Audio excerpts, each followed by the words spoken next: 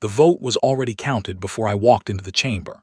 I could feel it in the way 300 alien delegates refused to meet my eyes.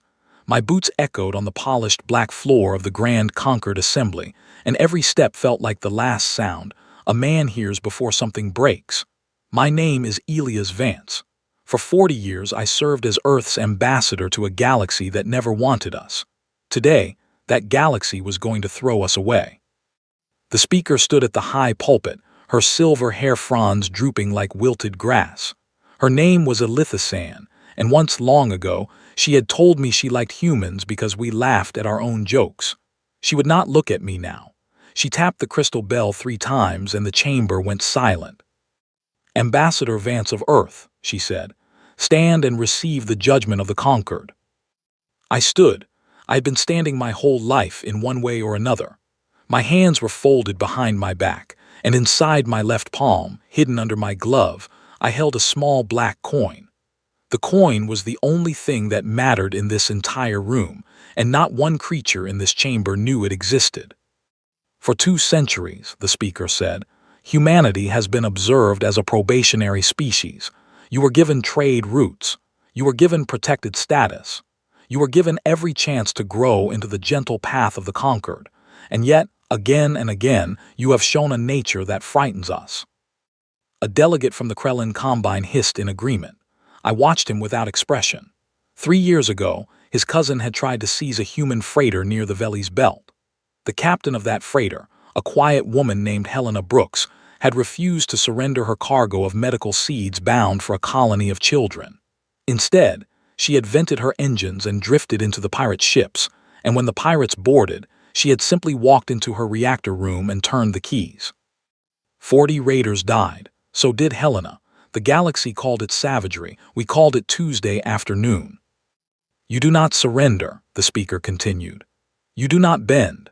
When cornered, you choose destruction over compromise. We have watched your wars. We have watched your art. We have watched your songs about lost causes and last stands, and we have come to understand that your species worships an idea we cannot accept. You worship the refusal to break." I almost smiled. She was not wrong.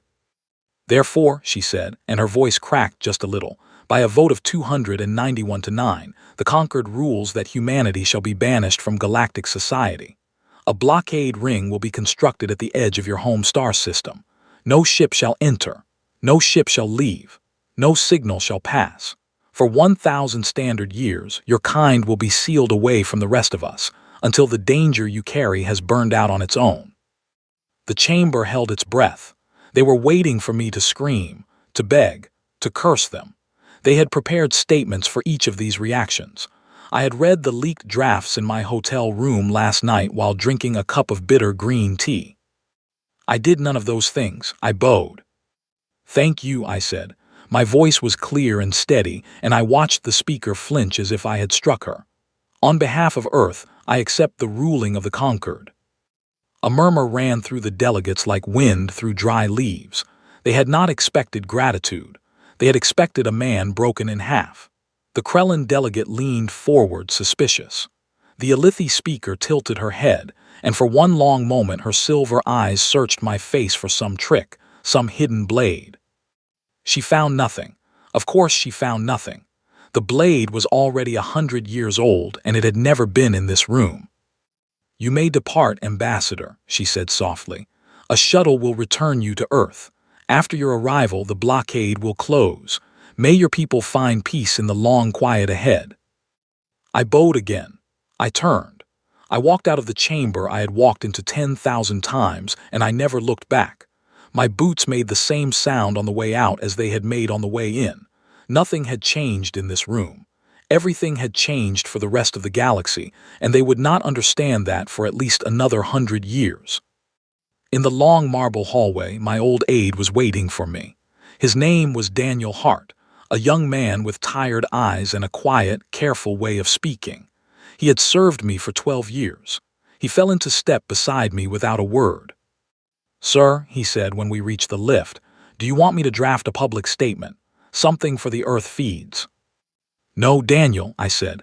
"Earth already knows what to say." He glanced at me. He had been with me long enough to know when I was hiding something, and he had also been with me long enough to know when not to ask. He nodded once and pressed the lift button. Down in the docking bay, my shuttle was already prepped. A Concord guard stood at attention, his rifle held loosely. He saluted me as I passed. I returned the salute. There was no anger in me toward him or toward any of them. Anger was a small thing, and I had stopped carrying small things a long time ago. Inside the shuttle, I sat in the front seat and told the pilot to take us up. The little ship lifted off the polished deck and slid out through the great doors of the Concord station. Below us, the planet of the Concord capital glowed soft and blue, with its rings of artificial moons spinning in slow patterns of light. It was beautiful. I had always thought so, even at the end. We slipped into the dark, and the pilot turned us toward the long jump corridor that would carry us home. As soon as the autopilot took over, I dismissed her to the rear cabin. She gave me a strange look, but she went. I was the ambassador. She did not argue. When the cabin door shut behind her, I opened my left glove and looked at the coin in my palm. It was small, smaller than a fingernail, black as the space outside the window. On one side it had no markings at all. On the other side it had 3 small dots arranged in a triangle. It looked like nothing. It looked like a piece of cheap costume jewelry. But this little coin was a transmitter, and it was tuned to a frequency that the Concord's best listeners had cleared as a routine weather pattern from a dead asteroid 40 years ago. I held the coin against the small glass port of the shuttle window. I closed my eyes. I thought of every human face I had ever known. I thought of my mother, who had taught me to plant tomatoes when I was 4 years old. I thought of my wife, who had died a decade before, smiling, telling me to keep going. I thought of all the children of all the worlds we had ever touched, and all the children we would never get to meet if we failed. I pressed the coin 3 times, slow and steady. 3 words went out into the dark. They were not words in any language the Concord could read. They were a pulse, a heartbeat, a promise. To anyone listening on the right channel, in the right corner of the cold black space at the edge of our solar system, those 3 pulses would be translated into one simple human sentence. Open the vault. The coin grew warm in my hand for half a second, then cooled. The signal had gone. I tucked the coin back into my glove and leaned back in my seat. Somewhere on the far side of our sun, in a place the Concord had never thought to look, 11 million quiet machines began to wake up. I let myself smile. I had not smiled in 40 years, not really. The smile felt strange on my face, like a borrowed coat, but it fit. We had spent 2 centuries pretending to be the small, harmless little species the galaxy thought we were. We had begged for membership. We had bowed at every council. We had sent our diplomats and our merchants and our gentle young scientists to every star they would let us visit. And while we did all of that on 1,000 quiet nights in 1,000 quiet labs, we had been building. Not weapons, not warships, something else. Something the Concord did not have a word for, because no civilization in the galaxy had ever been patient enough or stubborn enough or strange enough to think of it. The pilot's voice came through the speaker. "Sir, jump corridor in 10 seconds. Please secure for transition." I closed my eyes. I pictured Earth. I pictured the blue marble of my home, ringed now by the Concord's blockade buoys, sealed away from the galaxy for 1,000 years. 1,000 years. The Concord had given us 1,000 years to fix every mistake we had ever made. They thought they were burying us. They did not understand. You cannot bury a seed. You can only plant it. The shuttle hit the jump corridor, and the stars stretched into long white lines, and I went home to a planet that had been ready for this day longer than the Concord had been alive to imagine it. When the shuttle landed at the spaceport in Geneva, the sky over the city was the color of beaten copper. The sun was setting behind the old mountains, and the lights of the buildings were just beginning to come on. There was no crowd waiting for me. No reporters. No cameras. The Concord had assumed there would be riots in our streets, mourning in our temples, panic in our markets. There was nothing. There was an old woman selling roasted chestnuts at a cart by the edge of the landing pad.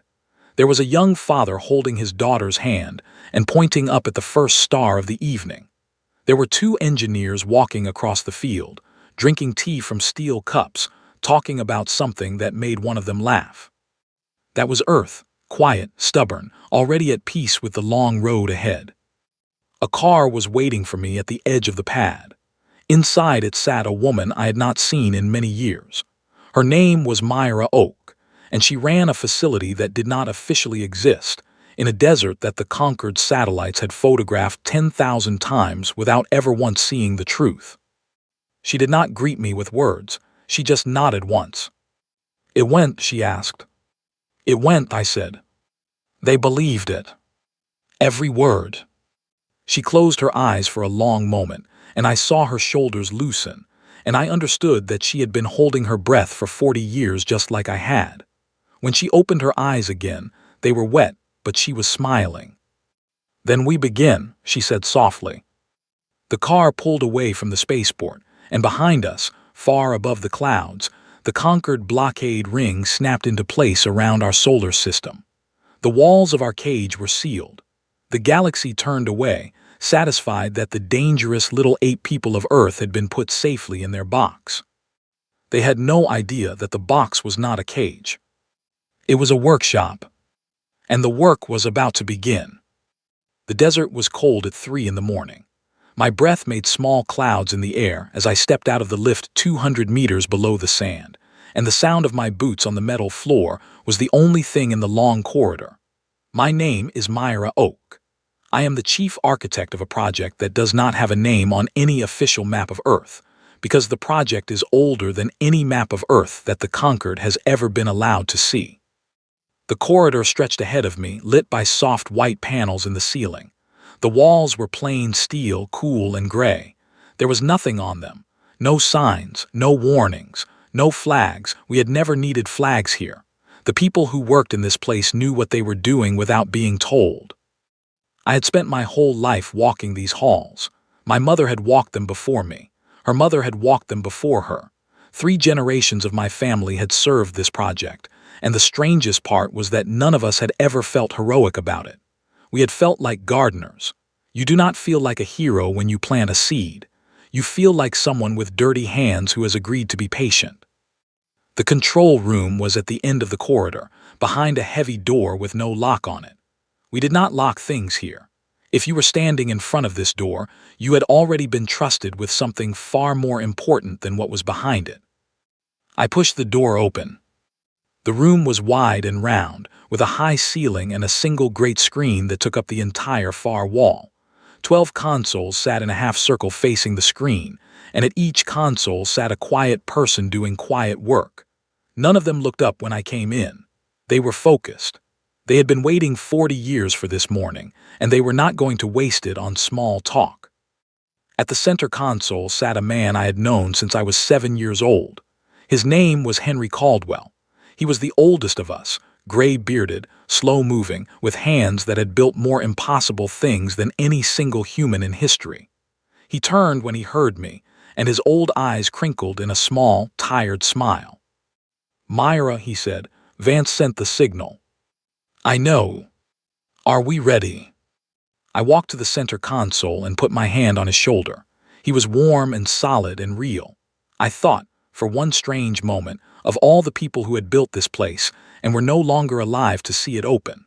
I thought of my mother. I thought of the engineers who had died of old age waiting for this dawn. I thought of every quiet person who had worked in the shadows of the human story for 2 centuries, knowing they would never live to see the end of it. "We are ready," I said. "Open the vault." Henry nodded. He turned back to his console. His old fingers moved across the keys with the gentle confidence of a man playing a song he had practiced his entire life. The great screen on the far wall came alive, and a map of our solar system filled it in soft blue light. The map showed our sun in the center. The 8 planets sat in their orbits like familiar pebbles on a familiar path. The asteroid belt glowed in a thin gold ring.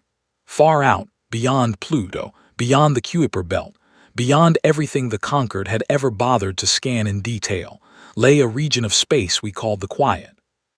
It was the Uit cloud, the great cold shell of frozen rocks and ancient ice that wrapped around our entire star system at a distance so vast that light itself took a year to cross part of it. The conquered blockade ring sat at the heliopause, just inside the inner edge of the quiet. The conquered had assumed that nothing important could exist beyond that line, nothing useful, nothing worth defending. They had built their cage around our home, and they had drawn the bars exactly where they thought the edge of our reach ended. They were wrong. The screen zoomed out. The blockade ring became a thin line of red dots, and beyond that line, beyond the heliopause, in the cold and the dark of the Uit cloud, the map began to light up. One light, then two, then 10, then 1,000, then 100,000. The lights kept coming. They came in waves, in tides, in great rolling sweeps across the map, until the entire shell of the Uit cloud was glowing soft blue, like a second sun made of nothing but small, steady points of patience. 11 million machines, each the size of a small refrigerator, each made of the toughest, simplest, most reliable materials we knew how to forge, each one carrying a tiny seed of human knowledge, human culture, human memory, and human stubbornness, each one capable of building a copy of itself out of any rock or chunk of ice it could reach. We had been seeding the quiet for 120 years. The conquered had never seen a single one of them because the machines had been built to be silent. They emitted no heat that mattered. They reflected no light that mattered. They drifted in the cold dark like smooth black stones in a frozen river, and they had been waiting. Now they woke up. Henry leaned back in his chair and let out a long, slow breath. "There they are," he said softly. "All of them, every one. 40 years of dormancy and not a single failure." A young engineer at the console to my left, a woman named Clara Bishop, looked up with shining eyes. "Dr. Oak," she said, "the first replication wave is starting." I walked over and looked at her screen. The wave she was tracking was a small one. The first generation. The 11 million machines were already beginning to reach out with their quiet tools and harvest the simple raw materials of the Uit cloud, the ice and the dust and the loose rock, and they were beginning to build. In 1 hour, there would be 22 million. In 1 day, there would be billions. In 1 year, there would be more of them than there were grains of sand on Earth's largest beaches. The conquered had given us 1,000 years. We did not need 1,000 years. We needed 40. "Dr. Clara said, should I start the cultural broadcast?" I nodded. "Begin with the first archive, slow and steady, there is no rush." Clara turned back to her console. Across the half-circle of stations, the other engineers began their own quiet work. One was tracking the spread of the replication wave. Another was monitoring the pressure of the blockade ring, watching for any conquered ship that might come too close. Another was preparing the next archive of human knowledge to be uploaded into the new generation of machines as they came online. Henry cleared his throat. "Myra," he said, "there is something you should see." I went back to his console. He pointed at the screen. He had zoomed in on a small section of the Uit cloud where the very first machine had woken up. That machine was a special one. It was called Probe Zero. It was the original, the prototype, the seed from which all the rest had been grown. My mother had personally overseen its launch when I was a child. Probe Zero had a small camera on its outer shell. It had not used that camera in 40 years. Now, slowly, the camera was opening for the first time since my mother had closed it. The image came in faint and gray at first, then sharpened. Probe Zero was looking at something. It was looking at our sun, far in the distance, a small bright dot at the center of a vast black sea. And around that small bright dot, our entire solar system, all 8 planets, all the asteroids, all the small worlds we had ever known, sat tucked safely inside the blockade ring. But Probe Zero was not looking at the sun. It was looking past the sun, into the deeper galaxy, into the lights of distant stars, into the future. I stood there for a long time, watching that image. I did not say anything. None of us did. We just watched the cold camera of an old machine looking out into a galaxy that had thrown us away, and we understood, all of us at once, what was about to happen. We were not going to escape from our cage. We were never going to escape from our cage. The cage was going to escape from us, around us, past us, through us, 11 million machines becoming 100 million, becoming a billion, becoming a number too large to write down. They would slip past the blockade not in one great rush but in a slow, quiet tide, the way water finds every crack in a stone wall over time. And they would carry pieces of us with them, pieces of our knowledge, pieces of our music, pieces of our oldest stories. We were going to seed the galaxy, not with weapons, not with armies, with ourselves, quietly, patiently, without permission but also without harm, like a forest growing through the ruins of an empty city. Henry put his hand over mine where it rested on the back of his chair. His hand was old and warm and shaking just a little. "My grandmother started this," he said quietly. "She built the first prototype in her kitchen. She was a chemistry teacher. She thought it would never work." "My mother thought the same thing," I said. "And here we are," Henry said. "Here we are." We stood there in the soft blue light of the screen, watching 11 million tiny lights bloom in the dark beyond our sun, and I felt something I had not felt in many years. I felt small, not in a sad way, in a good way. I felt like one bead in a long, long string of beads, and the string was longer than any one life could ever measure. A soft chime came from one of the consoles. Clara turned. "Dr. Oak," she said, "we have a problem." I went to her station immediately. "What kind of problem?" She pointed at her screen. "A Concord patrol ship just changed course. It is on a slow sweep of the inner edge of the Oort cloud.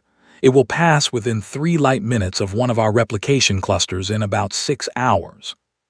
I felt my stomach tighten. "Will it see anything?"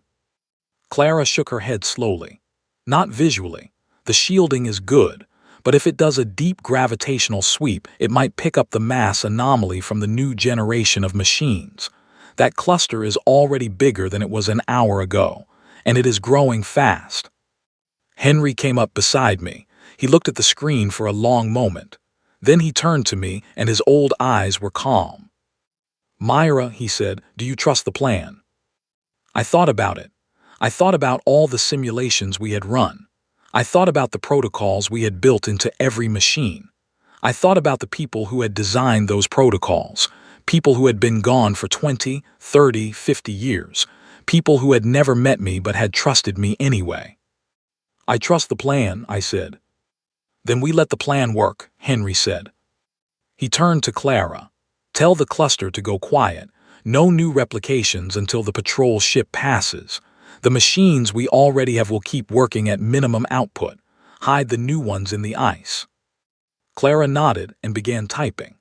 I watched her hands move, and I thought about how strange it was that the entire fate of my species might rest on whether 11 million small machines in the dark could be patient for 6 hours. But of course they could be patient. We had built them to be patient. They were us in our purest form. They were the part of us that the Conquered had never understood, the part that could wait, the part that could plant a seed and not need to see the tree. 6 hours later, the Conquered patrol ship swept past our cluster on its slow, lazy curve. It saw nothing. It scanned nothing. It logged a routine, boring shift and moved on. Aboard that ship, the captain was probably annoyed at having drawn such a quiet duty. He had no idea that he had just passed within 3 light minutes of the largest construction project in the history of any species he would ever meet, and that the project had simply held its breath while he went by, because we had decided he was not worth the trouble of being seen. When the ship was gone, Clara turned to me. "Cluster going active again, Doctor." The lights on the great screen began to multiply once more. I left the control room some hours later. The desert above us was cold and dark, and the stars were so bright that you could see your own shadow by them. I walked out alone to the edge of the dunes, and I stood for a long time looking up. Somewhere out there, far past the blockade ring, 11 million children of human hands were building, building, building. They would never tire. They would never doubt. They would never argue about who got the credit. They would simply work quietly, the way humans had worked in the small, dark corners of every century since the first one of us had picked up a stone and decided to make it into something useful. 40 years, that was our timeline, not 1,040. In 40 years, the galaxy would begin to notice that something was different. They would not know what. They would not know why. They would see small, strange things happening at the edges of their maps, and they would file reports, and the reports would be filed away, and nobody would understand for a long time. By the time they understood, it would already be too late. I walked back to the lift in the dark. The wind was rising over the dunes, and the night was very, very quiet. We had been banished. We had said thank you. And now we were going to give the galaxy a gift it had not asked for, and could not refuse, and would not understand for 100 years. The work had begun. My name is Tivkorin Aleshi, and I am only a low-rank intelligence analyst of the SSH Helen hegemony. I tell you this so you understand that I am not an important person. I am the kind of person who reads small reports about small things in small star systems and writes longer reports about them and sends those reports to people who throw them in a drawer. I have done this work for 18 years. I am good at it. I am also tired. The morning everything began, I was eating a bowl of cold protein paste at my desk in the listening station above the planet Tesvine. Tesvine is a quiet world on the rim of conquered space. Nothing happens there. That is why I was sent there. They send analysts who do not cause trouble to the places where trouble does not happen, and we sit in our small offices, and we monitor our small assignments, and we eat our cold paste. My assignment for the last 18 years has been the human quarantine zone, the Sol blockade ring. I watch the empty box where the dangerous little ape people used to live. Once a week, a routine ping from the blockade buoys reaches my console. Once a week, I file a report that says nothing has changed. Once a week, my superiors do not read that report, and they do not need to because nothing has changed. That morning, something changed. The signal came in at the start of my shift. It was not a normal weekly ping. It was a flag, a real flag, a flashing yellow icon on my screen that I had never seen go off in 18 years of watching it sit there. I almost dropped my paste bowl. I called up the report. The flag was coming from a conquered mining outpost called Drell Station, which sat at the inner edge of conquered space, 3 sectors away from the human quarantine zone. The outpost was small, just a fueling and ore processing platform, with a crew of about 50 workers from a dozen different species. The flag had been raised because Drell Station had stopped responding to communications for 48 standard hours, and a conquered patrol ship had been dispatched to investigate. The patrol ship had reached Drell Station 6 hours ago. The patrol captain had filed a preliminary report.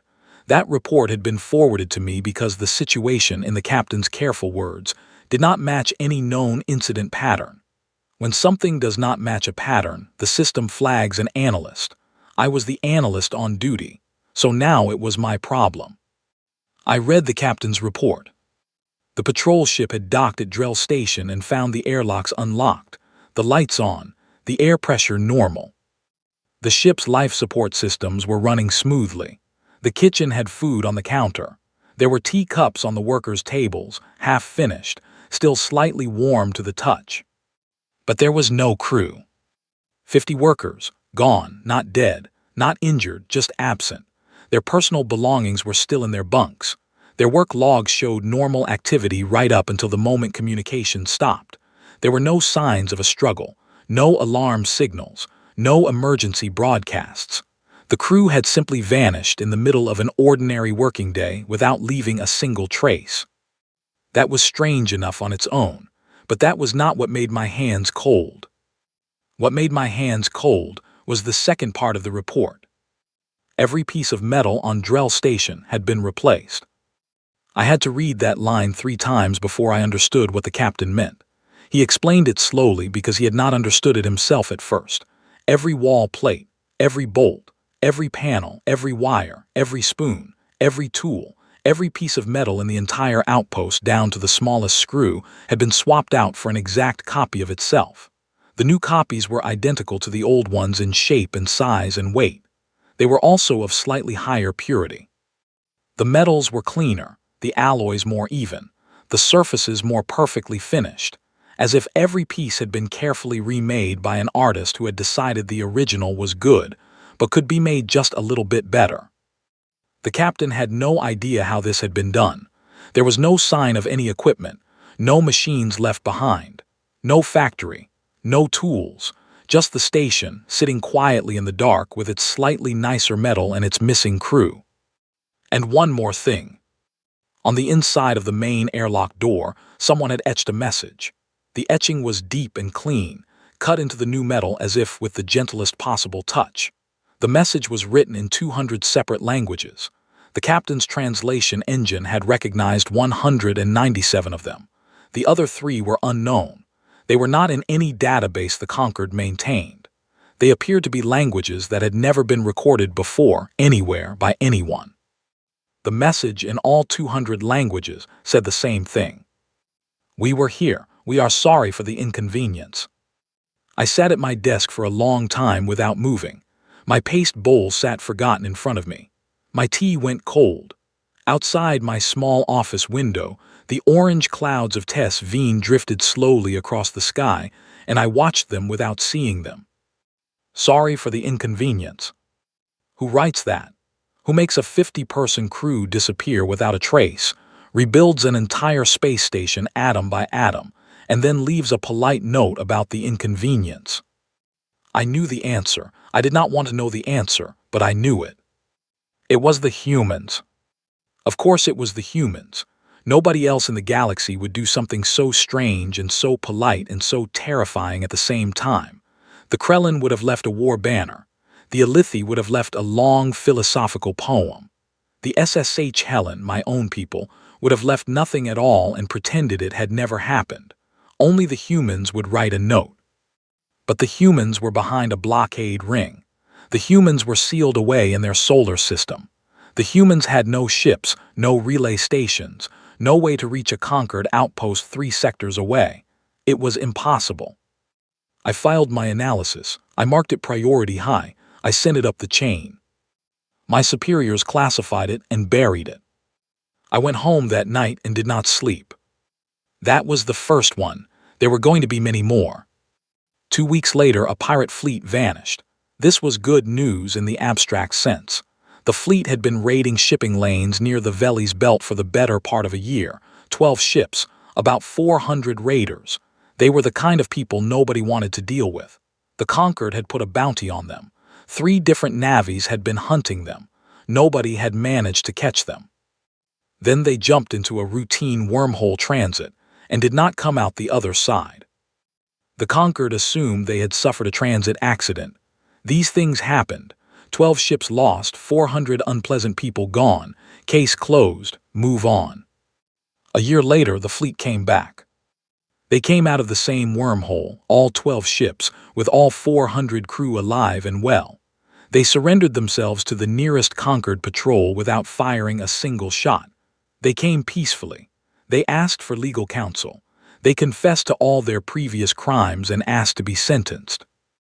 Every single one of them, when interviewed, was a vegetarian. Every single one of them had developed an unexplained love for an old style of human music called jazz. Every single one of them, when asked what had happened during the missing year, gave the same calm answer. We had a long conversation. We were given time to think. We changed our minds. That was all, nothing more. They would not say where they had been. They would not say who they had spoken with. They would not describe what their captors had looked like, or whether they had been captives at all. They smiled politely when asked, and they gently changed the subject, and they ate their plates of vegetables and listened to their old jazz music in the holding cells of 3 different Concord prison stations. This report also reached my desk. I filed it. I marked it priority high. I sent it up the chain. My superiors classified it and buried it. I started keeping a private journal. The third incident was the one that made me lose sleep for a full week. There was a small star in a remote sector called Helen's Reach. The star was very old. It was dying. Its core was collapsing. Astrophysicists from the Concord had been studying it for 100 years because dying stars are useful to study. They had calculated with great precision that the star would go through a slow gravitational collapse in approximately 600 years, which would destroy its 3 small inhabited moons. The civilizations on those moons were primitive, pre-spaceflight, and the conquered had a long-standing rule against interfering with such cultures. So the conquered had begun a very quiet, very slow, very expensive plan to evacuate the moons over the next several centuries, without letting the inhabitants know what was coming. It was a sad situation. Everyone agreed it was sad. There was no good solution. Then one day, the star stopped collapsing. I want to be clear about what I am saying. The star did not blow up. It did not stabilize through any natural process. It did not behave according to any known law of stellar physics. It simply, gently, stopped doing what it had been doing for 100 years and began doing something else. Its core began to slowly, carefully, methodically rearrange itself into a more stable configuration. The collapse paused. The star began to heal. The astrophysicists ran the numbers 1,000 times, then 1,000 more. The conclusion was the same every time. Someone or something had reached into the heart of a dying star and made gentle adjustments to its fusion processes. The adjustments were so small and so careful that they would not have been visible to anyone not looking very hard, but they were unmistakably the work of an intelligence. And they were unmistakably done with great care, with great kindness, and with no intention of ever being noticed. The 3 moons would live now. The civilizations on them would flourish, never knowing they had been saved. The conquered's evacuation plan was no longer needed. The astrophysicists were thrilled. The intelligence services were horrified. In every incident my journal began to note, there was a signature, a small thing, a single hydrogen atom, somewhere in the affected system, arranged in a perfect geometric pattern that should not be possible without rewriting the local laws of physics. On Drell Station, the atom had been at the center of the airlock message. In the pirate fleet ships, the atom had been at the heart of every ship's computer core. In the dying star of Helen's Reach, the atom had been buried at the very center of the stellar core, like a quiet seed. The signature was always the same, a single atom bent into the shape of a tiny 6-pointed star. I did not know what the 6-pointed star meant, but I knew in the cold of my private office at 3 in the morning that whoever was leaving these signatures was not asking permission, not from the conquered, not from anyone. They were doing what they thought was right, and they were doing it on a scale that frightened me more than any war I had ever read about. Wars I understood. Wars had goals. Wars had territory. Wars had treaties at the end of them. This was something else. This was a civilization that did not want territory, did not want treaties, did not want acknowledgement. They wanted to help. They wanted to fix things. They wanted to leave little polite notes on the airlocks of stations they had quietly upgraded for no reason. That was so much worse than a war. A war can be lost. A war can be won. But how do you fight a neighbor who keeps showing up to mow your lawn while you are asleep? I started compiling everything, every report, every incident, every signature. I built a private database in a corner of my office that no one else used. I stayed late every night, eating my cold paste, drinking my cold tea, reading reports from every corner of the galaxy. The pattern was everywhere now. Hundreds of incidents, going back at least 15 years. Plagues cured overnight by medications that arrived in unmarked containers, with dosage instructions written, in one case, in crayon by what forensic linguists insisted was a child of about 6 years old. Wars stopped by sudden, simultaneous outbreaks of food and fresh water on both sides of disputed borders. Lost ships found drifting in the dark, fully repaired, with their crews safely aboard, none of whom remembered anything except a feeling of having been somewhere warm. Famines ended. Diseases cured. Quiet, careful, kindly interventions scattered across 2,000 light-years of conquered territory, every one of them carrying the mark of the 6-pointed star. I went to my supervisor. His name was Vrel Tamesh, and he was a tired old SSH Helen with a long career and a short temper. I brought him my database. I showed him the pattern. He looked at it for a long time. Then he closed the file and looked at me. "Tiv Koren," he said quietly, "do you know how many civilizations would lose their footing if this became public?" "Sir," I said, "I think people deserve to know." People, he said, deserve to keep believing the universe makes sense. Do you understand? I understood. He was telling me to bury it. He was telling me, the way my superiors had been telling me for 18 years, that the work I did not matter and was not meant to matter. He was telling me to be a good little analyst and file my little reports and go home and eat my paste. I went home. I did not eat my paste.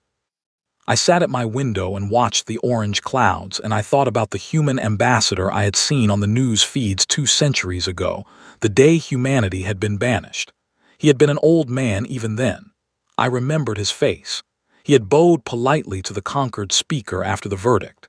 He had said thank you. He had walked out of the chamber without a single tear or shout. I had thought at the time that he was a defeated man. I understood now that he had been a man who already knew the end of the story. Somewhere out there, beyond a blockade ring that everyone had assumed was a cage, the humans had been doing something for 200 years. I did not know what. I did not know how. But I knew, with a cold certainty I could not explain, that the galaxy I had grown up in was not the galaxy I lived in anymore. The walls had not been broken. The walls had been ignored. The galaxy had been quietly, patiently, kindly reshaped around them, and almost no one had noticed. I opened my journal. I wrote one sentence at the top of a new page. They are already here. Then I closed the journal and I went to bed, and for the first time in 18 years, I dreamed about the dangerous little 8 people of Earth. And in the dream, they were not dangerous, and they were not little, and they were not what I had been told they were. They were gardeners, and they were watering the galaxy. My name is Elithisan Verais. I am old, very old, even by the long measure of my species, and I am the last living member of the council that voted, 2 centuries ago, to banish humanity from the galaxy. I never expected to be alive on the day the Conquered came to me and asked me to help fix what we had done. I had hoped to be in the quiet earth of my home garden long before this day arrived. The universe rarely grants me the things I hope for. They came to my house in the early evening, 3 of them in formal robes. 2 were senior diplomats. The third was a young intelligence officer with the calm gray eyes of a person who had recently stopped sleeping well. I recognized that look. I had worn it myself long ago. I invited them in. I served them tea because old habits do not die even at the end of a long life. The senior diplomat, a tall woman of the Drennan species, set her cup down without drinking from it. Her hands were trembling slightly. "Speaker Verais," she said, "we need your help." "I am not the speaker anymore," I said gently. "I have not been the speaker for 140 years. "You are the only living person who voted on the Earth banishment," she said. "We need someone who understands the old decision, because the new situation requires us to undo it." I almost laughed. I am too old to laugh mostly, but I almost did. I looked at her over the rim of my own cup and I waited. She told me what had been happening. She told me about Drell Station. She told me about the pirate fleet that had returned as vegetarians. She told me about the dying star that had healed itself. She told me about the plagues and the famines and the wars that had been quietly, gently, unilaterally ended. She told me about the 6-pointed star signatures, the polite notes, the children's crayon dosage instructions. She talked for nearly 2 hours, and the tea grew cold in our cups, and I did not interrupt her once. When she was finished, the young intelligence officer leaned forward. He had not spoken before. His voice was soft. "Speaker," he said, "we estimate that by now somewhere between 40 and 60% of the civilizations in conquered territory have benefited from at least one human intervention. Probably more. Most of them do not know it. Many of them will never know it. The interventions are not advertised. They are simply done. Quietly, carefully, without payment, without acknowledgement, without any visible structure of command or organization." I closed my eyes. I could feel the weight of every year of my long life sitting on my shoulders. "And the blockade ring?" I asked. "Still intact," the young officer said. "Not a single human ship has crossed it. Not one. By every measure we can use, the quarantine is a complete success. The humans have not escaped. They have not invaded. They have not communicated." "And yet," I said. "And yet," he agreed. I opened my eyes and looked at him. He was a good young man. I could tell. He had the face of someone who still believed the truth was worth knowing, even when knowing it was painful. "Tell me," I said, "what do you think they are?" He took a long time to answer. He looked down at his cold tea. He turned the cup slowly between his fingers. When he finally spoke, his voice was very quiet. "I think we made a mistake," he said. "I think we banished a young species because we were afraid of what they would become. And I think in banishing them, we gave them the one thing we should have most feared giving them. We gave them time. 200 years of uninterrupted time, with no one watching, no one trading with them, no one distracting them. 200 years to think. 200 years to build. 200 years to become whatever they decided to become, with no influence from the rest of us." "And what did they decide to become?" He looked up at me. "I do not know. Nobody does, but whatever it is, it does not match any pattern in our histories. They are not conquerors, they are not missionaries, they are not even traders. They are something else, something we do not have a word for." I nodded slowly. I had suspected this for some time. I had been retired for many years, but I had still received the quiet briefings, the careful summaries, the occasional whispered visits from old colleagues who needed to talk to someone who remembered the original decision. I had watched the strange events of the last 2 decades from my garden. I had drawn my own conclusions. The young officer's words simply confirmed what I already feared. "What do you want from me?" I asked. The senior diplomat answered. "We have called an emergency vote of the full Concord. The vote is in 3 days.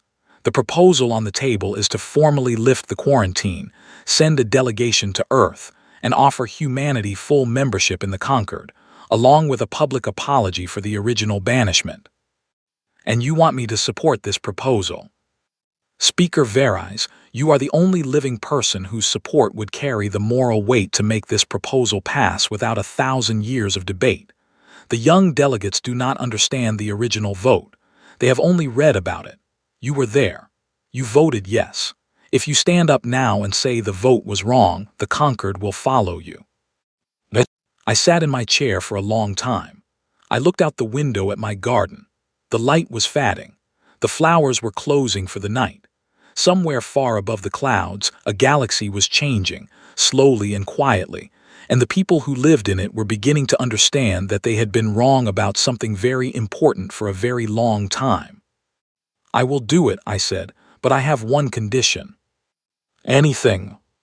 "Before the vote, I want to see the evidence myself, all of it. Not the briefings, not the summaries, the raw evidence, the reports, the signatures, the places they have touched. I want to walk through one of these incidents with my own feet. I want to see what they have done." The senior diplomat hesitated. "Speaker, that will take time. The closest active site is several days of travel away."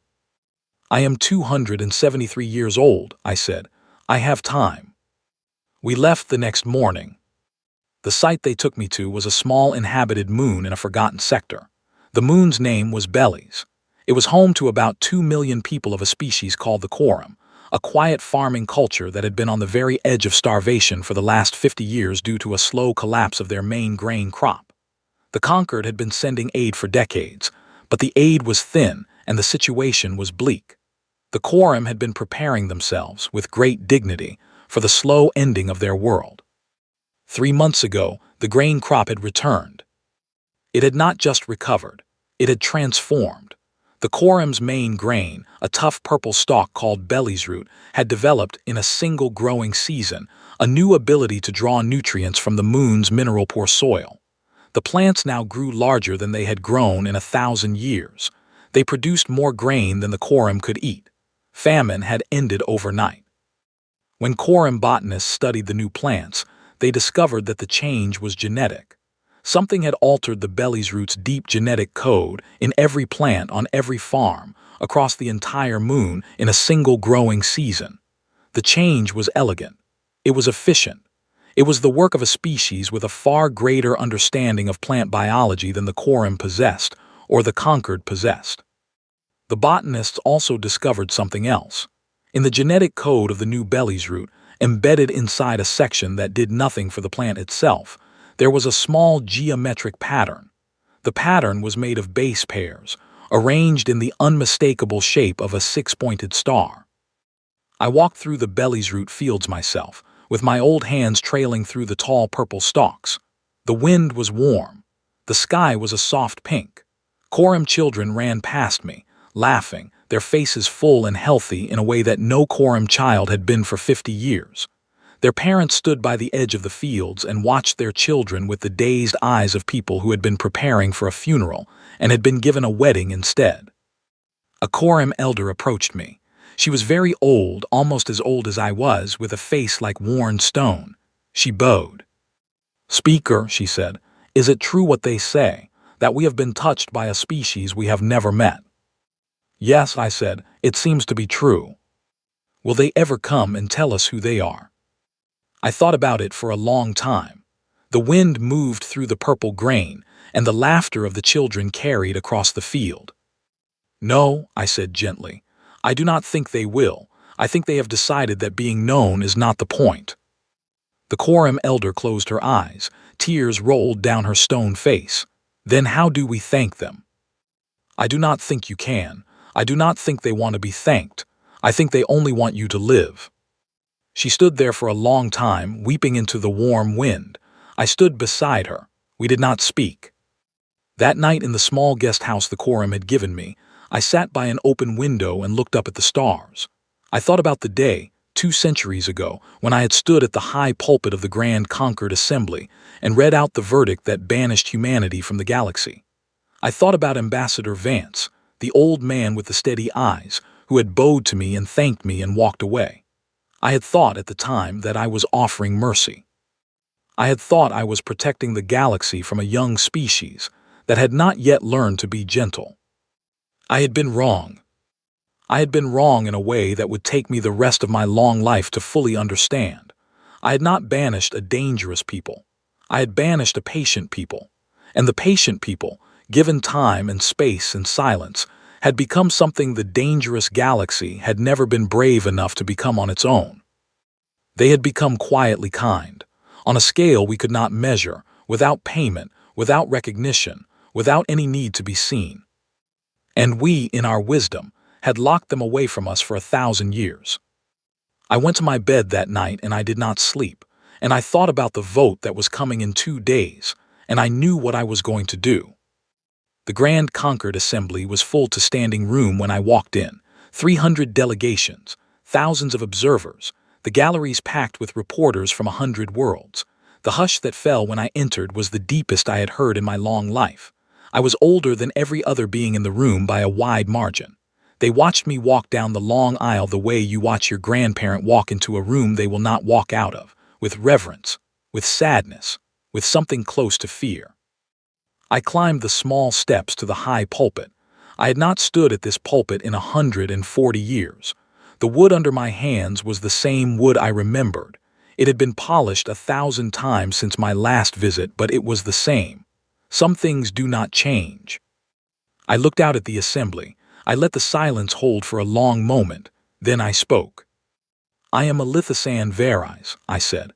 203 years ago, I stood in this exact place on this exact wood, and I voted to banish humanity from the galaxy. I voted yes. I led that vote. I told myself at the time that I was being merciful. I told myself I was protecting the galaxy from a dangerous young species that did not yet understand the gentle way. I paused.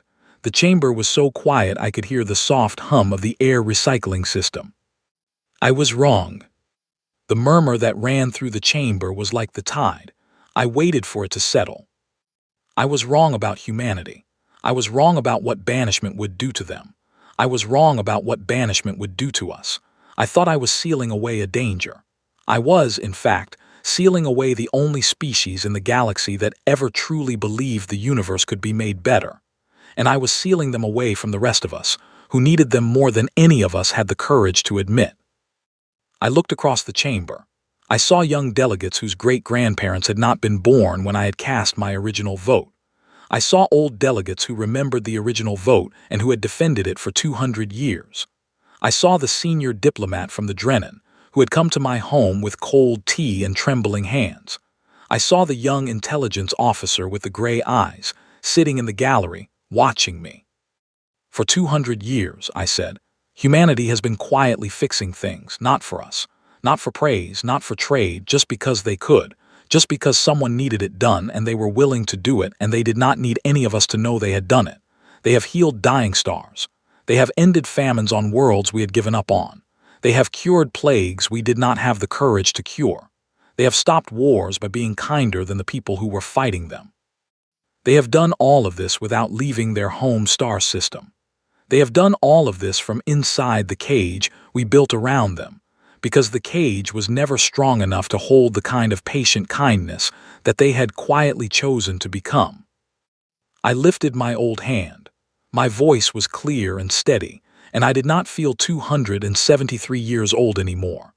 I felt like the young speaker who had been asked to make a hard decision, and who had finally, after a long life, learned how to make the right one.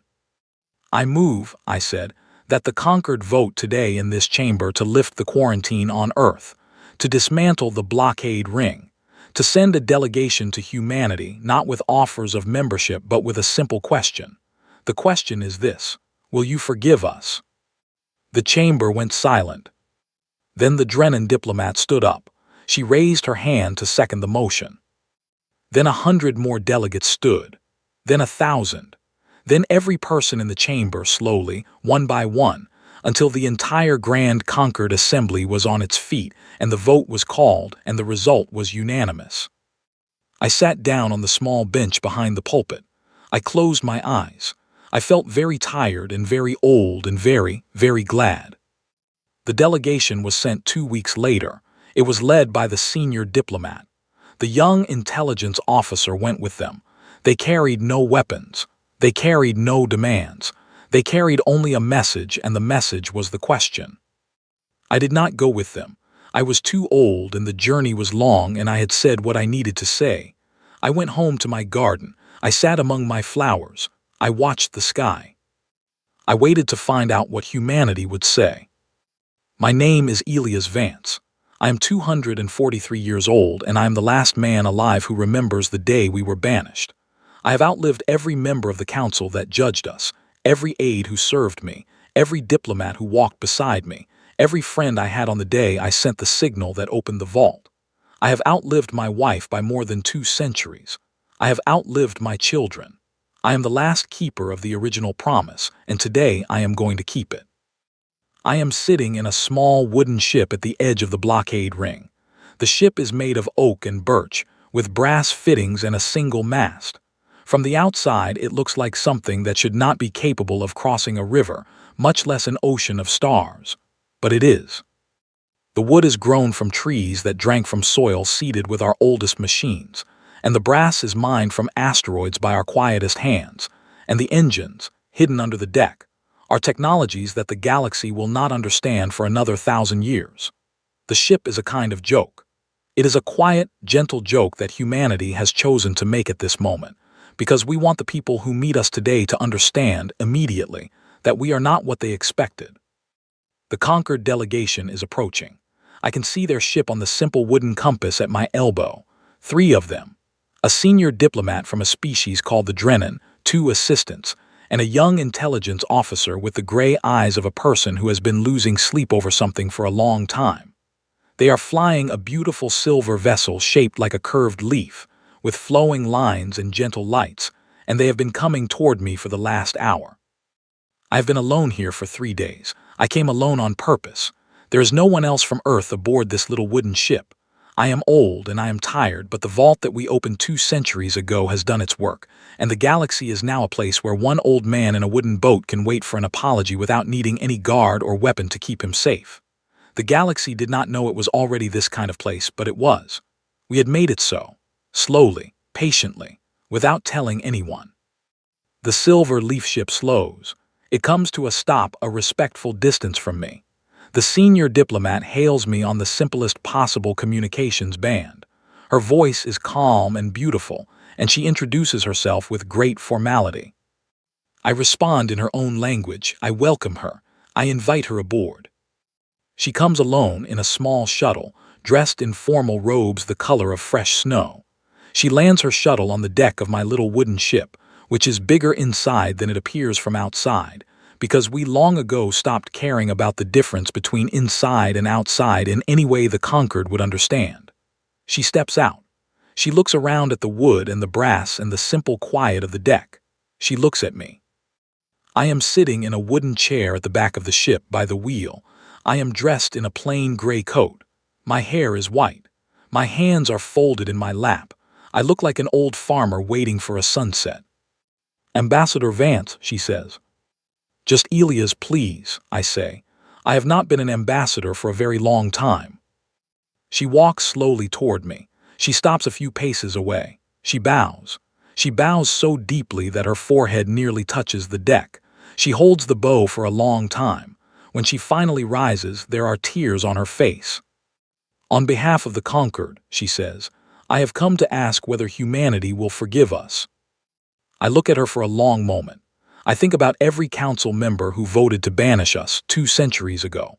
I think about the young speaker, Elithasan, who had bowed her head with such genuine pity as she read out our sentence. I think about how she had thought she was being kind. I think about how she was still alive, somewhere far away, an ancient figure now, who had cast the deciding vote 2 weeks ago to send this woman to me. I am not angry. I have not been angry in a very long time. Anger is a small thing, and it would not fit on this little ship. "Tell me," I say gently, "what you have come to offer." She begins her prepared speech. She tells me that the conquered has voted to lift the quarantine, that the blockade ring has already begun to be dismantled, that the conquered wishes to offer humanity full and immediate membership, with seats on every council, voting rights in every chamber, and a public apology to be read aloud in every assembly across galactic space.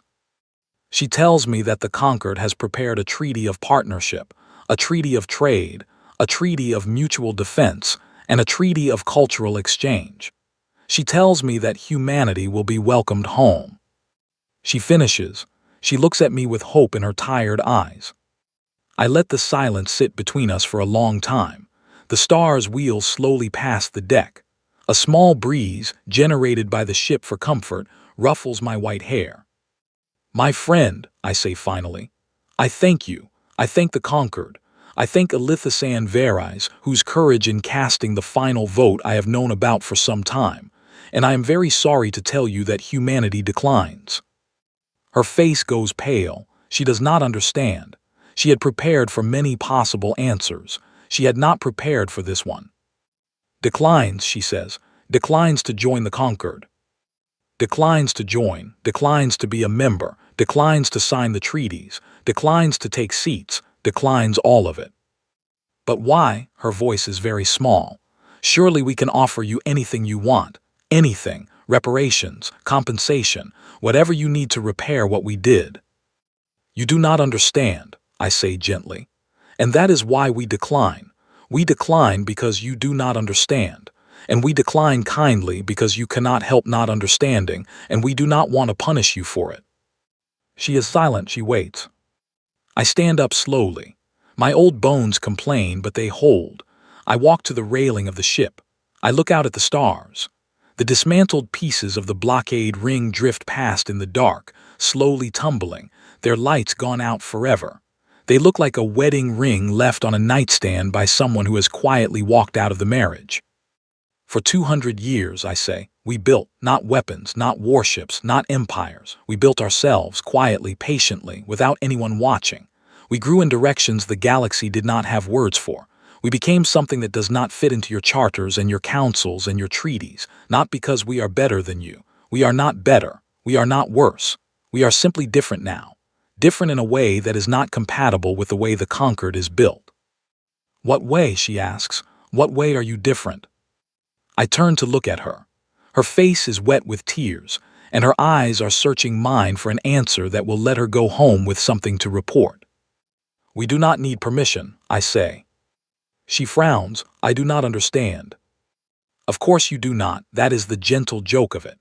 The conquered is built on permission, on agreements, on treaties, on who is allowed to do what, where, and to whom. The whole architecture of your civilization is based on the idea that important things must be agreed upon by councils before they can happen. We used to be like that too. We had councils, we had treaties, we had laws about who was allowed to help whom. I put my old hand on the wooden railing. The wood is warm under my palm. Then we were given 200 years alone, with no councils to ask, no treaties to sign, no one to give us permission for anything. And in that time we slowly stopped needing permission. We learned to ask only one question before we did anything. The question was, will this help? If the answer was yes, we did it. If the answer was no, we did not. We did not ask whose territory we were in. We did not ask whose charter we were violating. We did not ask whose pride we were bruising.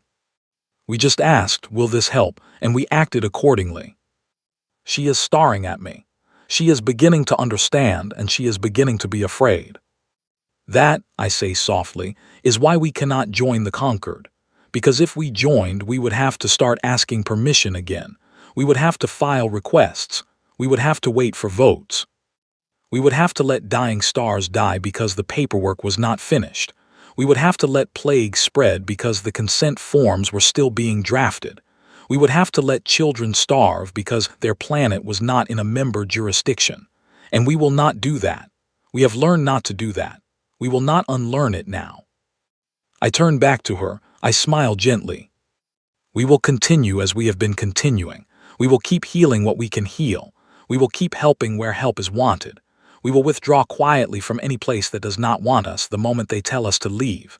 We will never take territory. We will never demand recognition. We will never invade. We will never punish. We will simply continue. For as long as we exist, we will continue. And the galaxy can join us or not join us or ignore us or thank us or curse us. It does not matter. We are not asking. She is crying openly now. She steps toward me.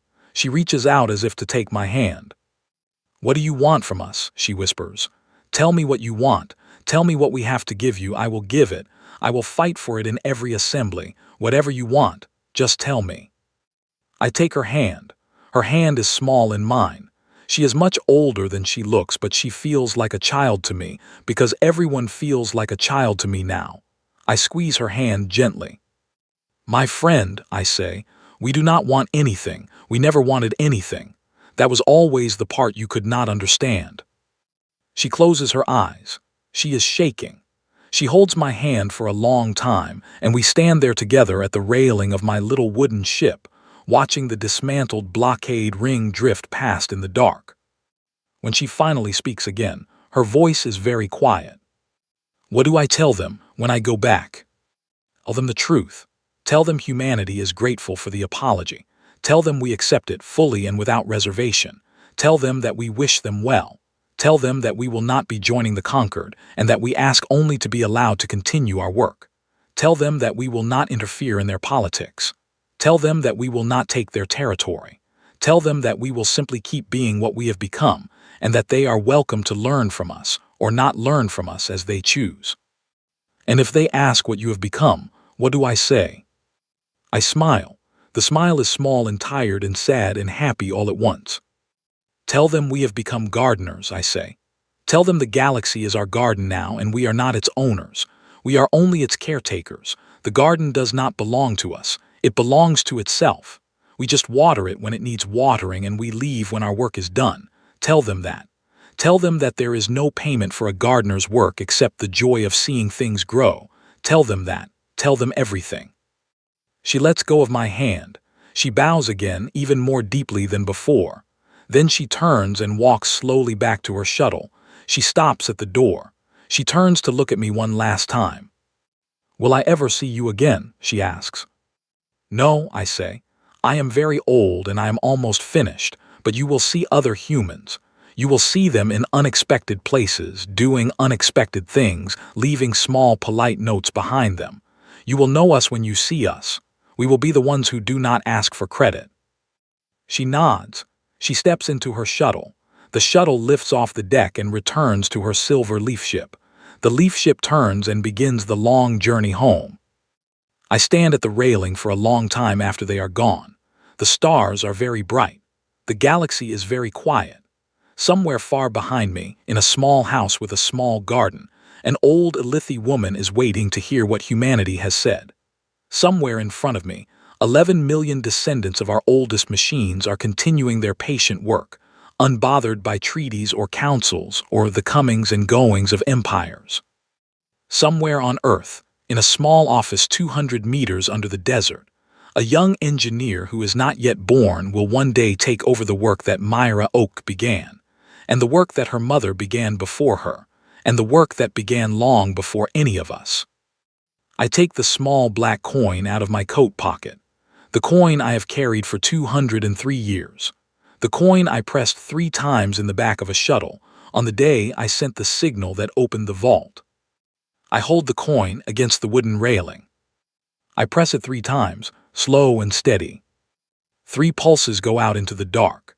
They are not words in any language the conquered can read. They are a heartbeat, a promise, a quiet little human goodbye to a long human chapter that has now finally, gently, come to an end. To anyone listening on the right channel in the right corner of the cold black space, the 3 pulses translate into one simple sentence. Close the vault. The vault was a tool. We built it for a hard time. The hard time is over. We do not need the tool anymore. We can put it down now the way a gardener puts down a shovel at the end of a long day's work. Tomorrow the gardener will pick up something else, a rake perhaps, or a watering can. The work continues. Only the tools change. The coin grows warm in my hand for half a second, then cools. The signal has gone. Somewhere far away in the cold quiet beyond our sun, 11 million machines and all their countless descendants gently change their patterns of work, the way a great forest changes its breathing in the autumn. They do not stop. They will never stop. They simply move into a new season. I tuck the coin back into my pocket. I sit down in my wooden chair. I look up at the stars. I am very tired. I have been alive for a very long time. I think perhaps I am ready to rest now. I think perhaps I have done my work, and the work that comes next will belong to people I will never meet, who will be kinder and wiser and stranger than I ever knew how to be. I close my eyes. The little wooden ship rocks gently in the empty dark. The stars wheel slowly past.